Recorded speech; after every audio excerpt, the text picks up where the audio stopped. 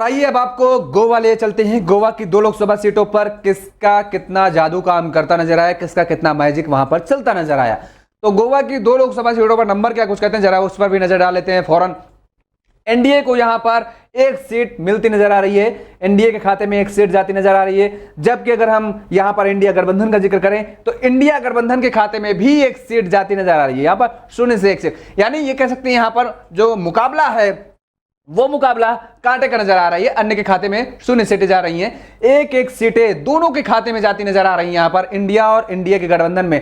यानी 2 सीटों पर कड़ी मुकाबला, कड़ी टक्कर यहां पर देखने को मिल रहा है। तो यही गोवा की तस्वीर रही जो कि साफ हो गई है। क्या कुछ नंबर कहते हैं, वहां की जनता का, जनादेश का क्या मूड कहता है, ये एग्जिट पोल के जरिए। अब जरा आगे बढ़ते हैं और अगले राज्य का रुख करते हैं, मध्य प्रदेश का रुख करेंगे। मध्य प्रदेश में 29 लोकसभा की सीटें हैं और मध्य प्रदेश भी उन 5 विधानसभा जो चुनाव हुए पिछले 2023 में, उन 5 राज्यों में मध्य प्रदेश भी शामिल है। यहां पर भी भारतीय जनता पार्टी ने एक बार फिर से अपनी सरकार बनाई है विधानसभा में, लेकिन क्या उसका फायदा लोकसभा में भारतीय जनता पार्टी उठा पाएगी, ये देखने वाली बात होगी। क्योंकि मध्य प्रदेश में 2019 का अगर हम लोकसभा का चुनाव का जिक्र करते हैं तो बढ़िया वहां पर प्रदर्शन किया था।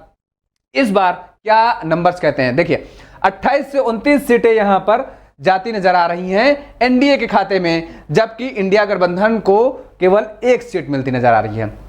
यहां पर भी भारतीय जनता पार्टी की सरकार विधानसभा में होने यानी राज्य में होने के बावजूद भी कांग्रेस जो आरोप लगाती रही है पिछले 5 सालों से और एक बार फिर से सरकार रिपीट की, लेकिन एंटी इनकम्बेंसी का जो जिक्र किया करती है कांग्रेस या राजनीतिक दल, विपक्षी दल अक्सर करते हैं इस बात का जिक्र, उसका भी यहां पर लोकसभा चुनाव में फायदा नहीं उठाती नजर आ रही कांग्रेस। महज 1 सीट मिलती नजर यहां पर आ रही कांग्रेस को और एनडीए गठबंधन यहां पर क्लीन स्वीप करता नजर आ रहा है। 28 से 29 सीटें एनडीए को मिलती नजर आ रही हैं।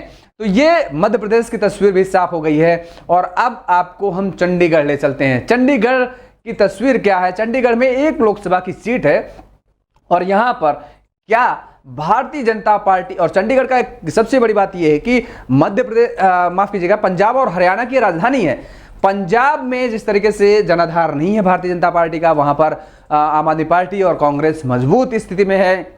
हरियाणा में जबकि भारतीय जनता पार्टी की लगातार सरकार है, वहां पर अपने को मजबूत मानती है, लेकिन क्या हरियाणा का असर चंडीगढ़ में करेगा या फिर पंजाब का असर चंडीगढ़ में करता नजर आ रहा है, वो नंबरों के जरिए जरा समझ लेते हैं कि नंबर्स क्या कहते हैं। यहां पर भारतीय जनता पार्टी को 0 से ही संतोष करना पड़ा, यानी खाता नहीं खुला। 1 ही सीट है और उस 1 सीट पर कांग्रेस को जीत मिलती नजर आ रही है, यानी इस 1 सीट पर कांग्रेस जीतती नजर आ रही है चंडीगढ़ की सीट। तो ये वो सीट है, आपने देखा कि किस तरीके से चंडीगढ़ में भी कांग्रेस जीतती नजर आ रही है।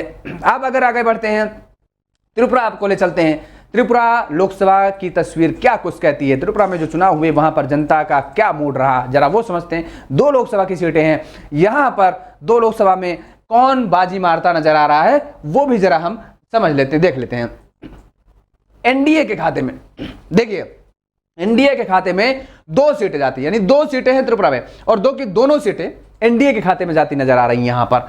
और इंडिया गठबंधन को बड़ा नुकसान उठाना पड़ रहा है, यहां पर भी खाता खुलता नजर नहीं आ रहा है इंडिया गठबंधन का और अन्य के खाते में 0 सीटें जा ही रही हैं। तो यहां पर भी अब एनडीए गठबंधन को ही मिलती नजर आ रही हैं, 2 सीटें हैं और दोनों सीटों पर ये बड़ी जीत दर्ज करती नजर आ रही है। और अब एग्जिट पोल की जो तस्वीरें सामने आई हैं उससे बड़ी जानकारी सामने निकल करके आ रही है। बड़ी खबर का रुख करेंगे, 2024 चुनाव से जुड़ी इस वक्त की बड़ी खबर है आपके टेलीविजन स्क्रीन पर। एग्जिट पोल में एनडीए को बहुमत मिलता नजर आ रहा है। बड़ी खबर इस वक्त की, आपको बता दें कि एनडीए गठबंधन को बहुमत मिलता नजर आ रहा है। एग्जिट पोल में एनडीए को 345 से 355 सीटें मिलती नजर आ रही है, 345 से 355 सीटें जीतती नजर आ रही है एनडीए गठबंधन। इंडिया गठबंधन को महज 131 से 166 सीटों पर ही संतोष करना पड़ा है। 131 से 166 सीटें ही इंडिया गठबंधन जीत रहा है।